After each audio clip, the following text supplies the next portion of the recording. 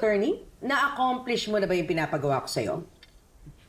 Arestado na ba si Marikit for the murder of William? Person of interest pa lang naman siya, but don't worry, matindi yung pieces of evidence na hantad laban sa kanya. And I'm pretty sure it's only a matter of time bago siya maging main suspect. Perfect! Lalo na't kuhang-kuha mo ang loob na Marikit bilang abogado niya. Basta siguraduhin mo lang nasa kulungan ang pagsak niya, ha? Tita, enough kaya yung evidence na pinlant nyo kay Ikit para siya madiin sa kaso? Are you sure na safe ka na from any suspicion? Ay, nako, Angela. Ano pa tingin mo sa akin? Amateur? You know, it's been more than 10 years since I took over my husband's business, yung sindikato. At ni minsan, hindi ako nakulong, ni hindi nga ako napatawag sa presinto. And you know why that is? Because I'm good. I am perfect when it comes to covering my tracks.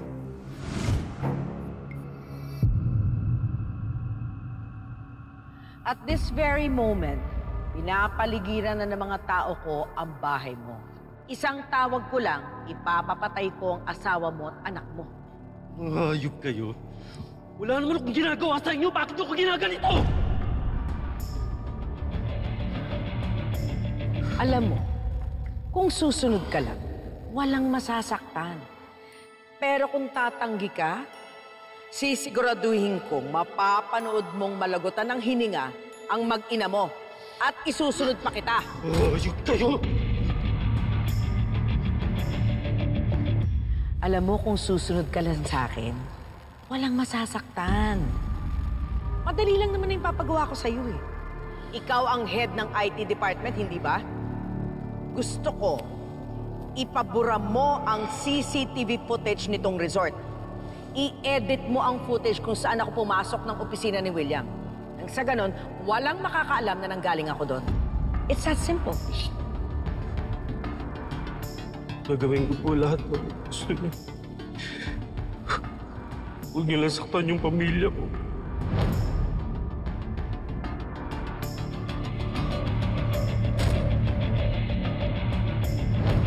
Bilib talaga ako sa'yo, tita. Ang bilis mo mag-isip. Poor Ikit. She doesn't know kung sinong binabangga niya. Alam mo, ayaw ko pa talaga siyang patayin eh. Gusto ko muna siyang pahirapan at mabulok sa kulungan. At kapag sadsad na sadsad siya, that's when we'll come in. At tayo na rin mismo ang papatay sa kanya.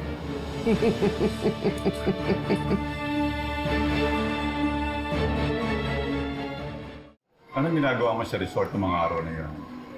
Hindi ba't sinisanti ka ng Mr. Smith ng Lunes?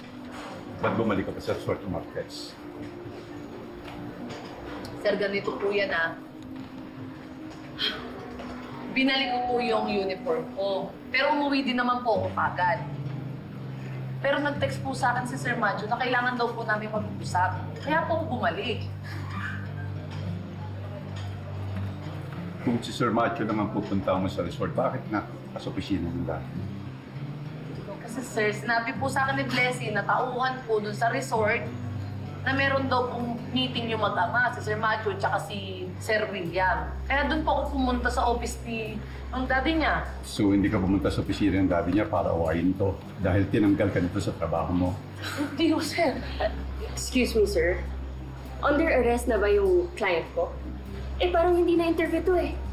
Cross-examination na yung ginagawa niyo. Sensya ka na, Tony. Meron akong gusto linawin na ilang inconsistencies. Ikit, kung hindi ka komportable sagutin yung mga tanong nila, pwede kang tumanggi. Karapatan mo yun. Okay. Since wala ka namang ginagawang kasalanan, pwede ka magsabi sa kanila ng totoo. Miss Karingan, nasaksihan ng ilang staff ng resort yung pagsugod mo kay Mr. Smith ng Marquez ng umaga. Pinagbanta mo raw ang biktima. May ilang salita raw na binitiwan kagaya ng kayo dapat na magdusa. Lahat ng pangaping ginawa niyo sa amin ay babalik sa inyo. At pagbabayaan niyo yung lahat ng kasalanan ginagawa niyo sa amin. Yung ba yung dahilan kung bakit ka nagpunta sa opisina para pagbayarin si Mr. C? Sir, hindi ho totoo yun. Oo, totoo na nagdala ako ng emosyon ko kaya ako nakapagsalita ng mga bagay na hindi magaganda. Pero hindi ko intention na saktan o patayin si Sir William. Hindi naman kayo sa akin. Inaambay ko kayo ng skandalo rito. Sinong hindi magagalit sa ginagawa niyo? Pinapalabas niyo parang si Ikit yung may kasalanan eh. Kanina pa niya sinasabi yung side niya. Hindi kayo nakikinig. Bakit ba ayaw niyo maniwala sa akin, ha? Niwalaan niyo ako. Nagsasabi ho ako ng totoo. Alam niyo, pag-alagala nga lang dyan yung killer, eh. Ba't hindi yun yung hanapin niyo? Ba't ako yung kinu-question niyo? Huwag ako, sir. Inosente ako. Alam ng Diyos yan na wala akong kasalanan at wala akong pinatay. Excuse me. Meron ka ako sa atin tungkol dito.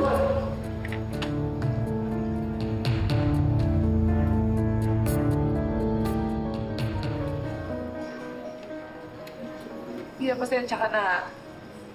Natala kasi ako ng emosyon ko eh. Nakakagalit kasi naman talaga, di ba? Alam mo, gantong-ganto kasi na-experience ko dati kay tatay.